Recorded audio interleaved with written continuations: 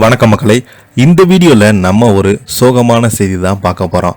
Hit பாடல்களை கொடுத்த தேவாவினுடைய சகோதரர் இசையமைப்பாளர் ஜபேஸ் அவர் மறைவுக்கு திரையுலகைச் சேர்ந்த நிறைய பேர் இரங்கல் தெரிவித்து வராங்க.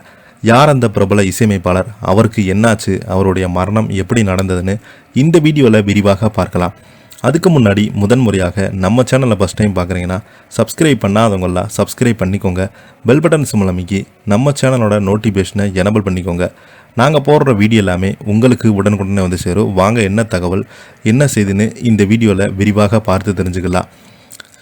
பாலிவுட்டில் பல ஹிட் பாடங்களை கொடுத்து இசையமைப்பாளர் தேவானுடைய சகோதரர் சபேஸ் அவர்கள் திரைத்துறையில் சோகத்தை ஏற்படுத்தியிருக்கிறது.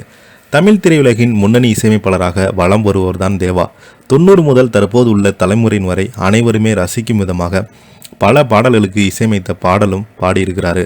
இதுவரை போன்ற இசையில் இவரது சகோதரர் கோல் வச்சிருக்கிறாரு. இசையமைப்பாளர் தேவாவுக்கு சபேஸ் முரளி என்ற இரு சகோதரர்கள் இருக்கிறாங்க. அதில் சபேஸ் தனது சகோதரர் முரளியுடன் இணைந்து சபேஸ் முரளி என்ற பெயரில் பல படங்களில் இசையமைத்திருக்கிறாரு. இவர்கள் இருவருமே ஆரம்ப காலகட்டத்திலிருந்து தேவாவுடன் உதவி இசையமைப்பாளராக பல படங்களில் இணைந்து பணியாற்றியிருக்கிறாங்க. கடந்த 2000 ஆண்டு முதல் சபேஸும் முரளியும் இணைந்து திரைப்படங்களுக்கு தனியாக இசையமைக்க ஆரம்பிச்சிருக்கிறாங்க. கடந்த 2001 ஆண்டு முதல் சபேஸ் முரளி காம்போவில் சரத்குமார் சமுத்திரம் படம் வெளியானது. அவற்றை தொடர்ந்து தவமாய் தவமிருந்து இம்சி அரசன் 23ஆம் புலிகேசி, பொக்கிசம், மாயாடி குடும்பத்தார், கோரிப்பாளையம் என 25 படங்களுக்கு மேல் இருவருமே இசையமைத்திருக்கிறாங்க. இவை தவிர ஜோடி, ஆட்டோகிராஃப் உட்பட 20 படங்களுக்கு மேல் பின்னணி இசையமைத்திருக்கிறாரு.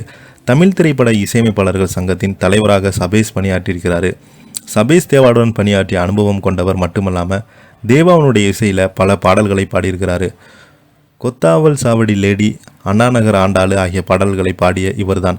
இந்த பாடல்கள் இன்று வரை ரசிகர்களை வைப் செய்யும் பாடலாக உள்ளது. இவருடைய பாடல்கள் காலம் கடந்து கொண்டாடப்படுகிறது. 68 வயதாகும் சபேஸ் சிறுநீரக பிரச்சனையின் காரணமாக சமீபத்தில் சென்னையில் உள்ள மருத்துவமனையில் அனுமதிக்கப்பட்டு சிகிச்சை பெற்று வந்திருக்கிறாரு. இந்த நிலையில் திடீரென உடல்நலக் கோளாறு ஏற்பட்டு சபேஸ் அவர்கள் காலமாகியிருக்கிறாரு. அவரது உடல் சென்னை ஆழ்வார் திருநகரில் உள்ள அவரது இல்லத்தில் இறுதி அஞ்சலிக்காக வைக்கப்பட்டுள்ளதாக சொல்லப்படுகிறது. சபேஸுடைய மறைவு திரைத்துறையில் பெரும் சோகத்தையும் ஏற்படுத்தியிருக்கிறது. அது மட்டுமல்லாமல் இவருடைய மறைவு திரைப்பிரபலங்கள், ரசிகர்கள் என பலருமே சமூக வலைதளங்கள் வாயிலாக இரங்கல் தெரிவித்து வருகிறாங்க. இப்போ பார்த்தீங்கன்னா இவருடைய மறைவுக்கு நிறைய பிரபலங்கள் நேரில் போயும் இணையதளத்தின் வாயிலாக இரங்கல் தெரிவிச்சிருக்கிறாங்க. இசையமைப்பாளர் தேவா அவர்கள் ரொம்பவே முடைந்து போயிட்டார். அந்த அளவுக்கு பார்த்தீங்கன்னா தன்னுடைய தம்பியுடைய மரணத்தை கேள்விப்பட்டு ரொம்பவே மூச்சு பேச்சு இல்லாமல் இருப்பதாக தகவல்கள் இணையதளத்தில் வைரல் ஆகிட்டு வருது. இதை பற்றி நீங்கள் என்ன கீழே உள்ள கமெண்ட் பாக்ஸில் மறக்காமல் பதிவிடுங்க. இந்த வீடியோ பிடிச்சிருந்தா லைக் பண்ணுங்கள், ஷேர் பண்ணுங்கள், கமெண்ட் பண்ணுங்கள். அப்போ தான் நாங்கள் போடுற வீடியோ எல்லாமே உங்களுக்கு உடனுக்குடனே வந்து சேரும். நன்றி.